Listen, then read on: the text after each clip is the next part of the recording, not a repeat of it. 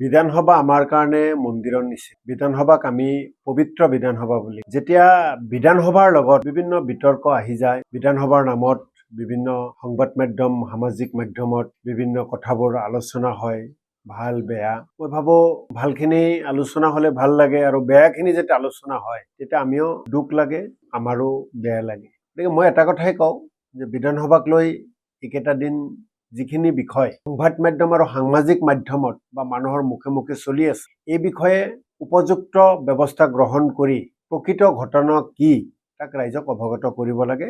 আৰু ইয়াৰ যি ব্যৱস্থা গ্ৰহণ কৰিলে বিধানসভাৰ মান মৰ্যাদা লাঘৱ নহয়, যি ব্যৱস্থা গ্ৰহণ কৰিলে বিধানসভা আৰু অধিক গুণগত হ'ব, আৰু অধিক সন্মানীয় হ'ব, সেই ব্যৱস্থা গ্ৰহণ কৰাৰ কাৰণে কৰ্তৃপক্ষ। বিধানসভাৰ মূল ব্যক্তিজনেই হ'ল বিধানসভাৰ মাননীয় অধ্যক্ষ। গতিকে এই বিষয়ে অধ্যক্ষ ডাঙৰীয়াই সংবাদ মাধ্যমৰ আগত কিছু কথা কোৱা মই নিশ্চিতভাৱে অধ্যক্ষ ডাঙৰীয়াৰ প্ৰতি আহ্বান জনাওঁ। তেখেতে এতিয়া গাৰ্জেন, বিধানসভাৰ মাননীয় অধ্যক্ষ পদত তেখেতে বহি আছে। এই বিষয়ে তেখেতে বিহিত ব্যৱস্থা গ্ৰহণ কৰিব লাগে। প্ৰকৃত ঘটনানো কি? বিজেপিৰ এইটো এটা শ্লোগান, ৰাজনৈতিক শ্লোগান। চাওক, মীন বিভাগৰ কেলেংকাৰী লৈ পবিত্ৰ বিধানসভাটো মই নিজেও প্ৰশ্ন উত্থাপন কৰিছোঁ।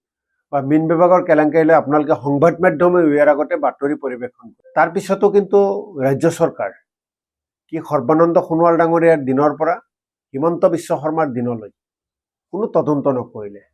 ইমানেই কেলেংকাৰী কৰিব দিলে, ইমানেই কেলেংকাৰী কৰিবলৈ দিলে, চৰকাৰৰ টকা, ৰাইজৰ টকা কিমান তেওঁলোকে মাৰিলে, কিমান খালে, কিমান মানুহক তেওঁলোকে ক্ষতি কৰিলে। কেৱল চৰকাৰী টকা খোৱাটো সেইখিনিতে ক্ষান্ত থকা নাই, সাধাৰণ মানুহক বিভিন্ন কাম কাজ দিম বুলি, ঠিকা ঠাকুলি দিম বুলিও এই OSD জনে কোটি কোটি টকা মানুহৰ পৰা লৈ লৈছে। অৰ্কাডাৰ ওলাই দিছে, এটা কাম দুজনকে দি দিছে, এটা কাম তিনজনকে দি দিছে, কামেই নাই, টকাই নাই, বাজেটে নাই, কাৰোবাক অৰ্ডাৰ কৰি দিছে।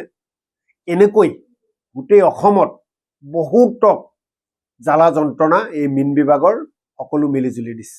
ৰমাকান্ত দেউৰী ডাঙৰীয়া এটা সময়ত এই বিভাগৰ উঠি ৰজা বহি ৰজা আছে, কেলেংকাৰীত এৰেষ্ট কৰিলে OSDক। তো বাকী যিসকল ৰাজনৈতিক যিসকল ব্যক্তি, যিসকলৰ ছত্ৰছায়া, যিসকলৰ আশীৰ্বাদতে কেলেংকাৰী চলি আছিল, তেওঁলোকক কেতিয়া এৰেষ্ট কৰিব, এই প্ৰশ্ন আমাৰ, এই প্ৰশ্ন অসমৰ ৰাইজৰ।